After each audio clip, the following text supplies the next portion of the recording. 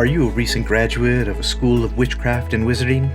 Perhaps you've been in your chosen profession for, about a year, and your spells have been feeling a little lackluster. If so, get ready to level up your calamity-kicking skills with all new training provided exclusively by the Statute of Secrecy Task Force. With Sos Training, you'll learn entirely new magical skills with useful benefits to aid you on your adventures. By joining the SOS, every witch or wizard, level 4 or above, regardless of a selected profession, will be granted access to new SOS training skill trees full of never-before-seen lessons. Skills like Mastery, Departure Denial, and Potions effects. Not to mention a set of new spells that you invoke directly on the map called Field Charms. To help you with your professional development, the SOS Task Force will be providing field guides, ministry manuals, and Defense Against the Dark Arts books to unlock these new skills. Are you ready to expand your magical horizons with SOS Training? If so, join the Statute of Secrecy Task Force today.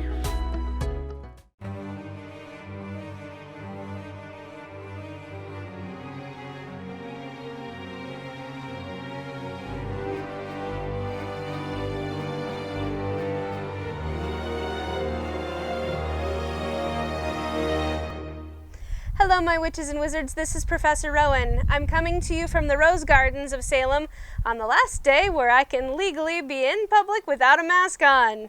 We're here today to discuss the new SOS training that has just been announced.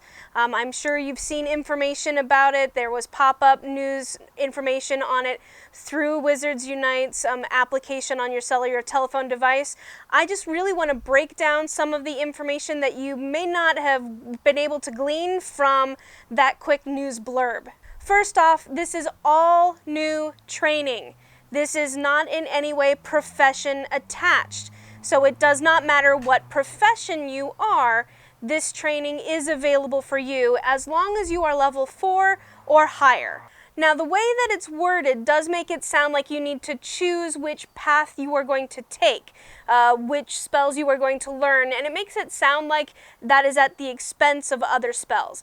The other spells it is at the expense of is just because of cost. You know, you can't buy 5 things with $1 if each thing costs $1. So you have to choose which items you will be purchasing with the 4 resources. 3 of them are new, 1 of them you already have. That is your restricted tomes. So let's talk really quick about the 3 new resources that will be available to you. The first new resource is field guides. Those are going to be given to you by returning foundables from on the map. Not from in fortresses or anywhere else, for foundables that are on the map. It also is given to you from foundables that are high or higher threat level. It sounds like, from what I was researching, that it may not even be available on the really low level threats. However, it is available on high or higher threats, and the higher the threat, the more of them you will receive. It's not a guarantee, but it's likely to occur. Next is the ministry manuals. The ministry manuals will be available for when you place images in your registry pages. They will be a reward given as well as your family XP when you place a registry image. However, it's only available on a bronze framed registry page or higher. Bronze, silver, gold. It's not available for registry images you place in a registry page that is your base page. So that means that it will not be giving you one for placing a mysteries image, and it will not be working for when you place a brilliant event image, since the brilliant pages cannot be prestiged. Now, we don't know when this is officially going into effect. It does sound from the Q&A like it might be coming out before the end of July, so I would strongly suggest you hold off placing any registry images until it's, well, effectively live. That way you make sure that you're not going to miss out on anything, say from a gold page, that might be giving you a lot of those ministry manuals. Finally, the Defense Against the Dark Arts is a rare one. Much like our current restricted tomes, it's only going to be available from completing events. And we have a surprise for you. The first ones available will be given as rewards for this brilliant event, the Brilliant Baby Beasts event. There will be 2 given as rewards for completing Quest 4 of 4, and there are 3 that will be given as a reward for finishing the bonus challenge. So you can start collecting the resources before they're even able to be spent. So now that we know the resources you're going to need to be able to learn these spells, to be able to purchase this training, let's go over the trainings themselves. I'm going to start off with the field charms because I have the most information about them. There is no news yet if the Trace field charm and the tonic for trace detection will stack, but it sounds like they work very similarly, where the Trace field spell will cause more traces to be available on the map. We also do not know if there's going to be a time frame, if it works for, say, 10 minutes, 15 minutes, half hour, hour. We do not yet know how long the spell lasts.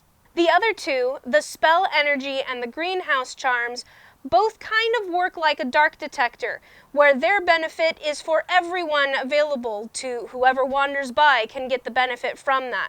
The Spell Energy one will make spell energy appear on the map, and the Greenhouse one will make rare greenhouse ingredients appear on the map. Not that you could get rare ingredients or more ingredients from that greenhouse, they are appearing on the map. The last bits of information I have for you are things that I've gleaned from the pictures we've been able to see.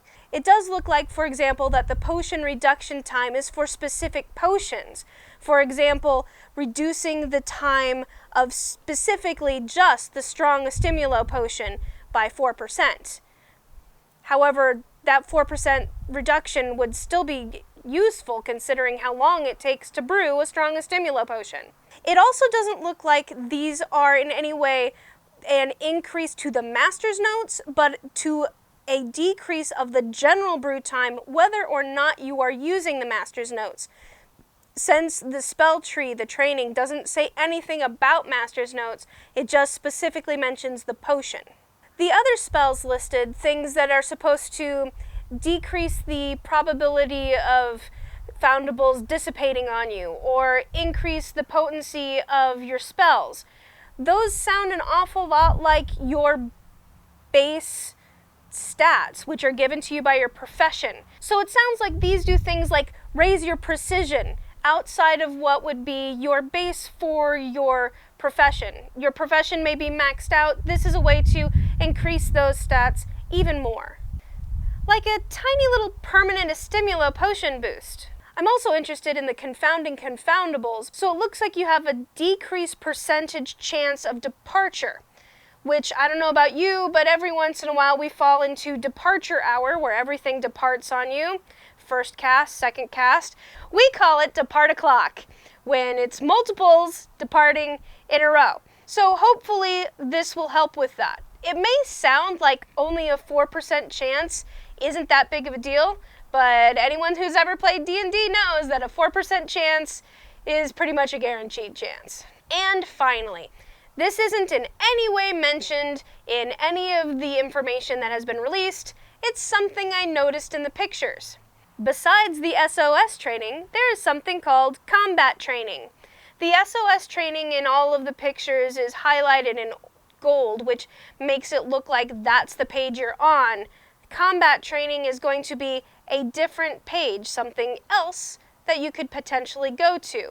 Another page, another collection of training, not yet released, just horribly teased by the existence of this button that we know nothing about yet, at all. So, witches and wizards, what do you think? Are you excited? Because I know I am. This is something that Wolfie and I kind of talked about in our what we want to see happening in the future. If you are curious about that video, it will be linked somewhere above me. Also, there has been information about more details, including a timeline and a detailed FAQ going to be released later this week.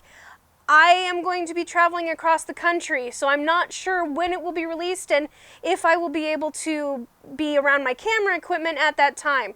However, let me know in the comments below if you're interested in me discussing the Q&A online. I could easily do some form of live version with that, perhaps. Also, if this video is helpful for you, please like, subscribe, share. It really does help us out. Thank you so much to our patrons. You guys make all of this possible. And as always, my witches and wizards, especially now, stay safe. Remember to keep your eyes peeled, your ears open, and your wands ready.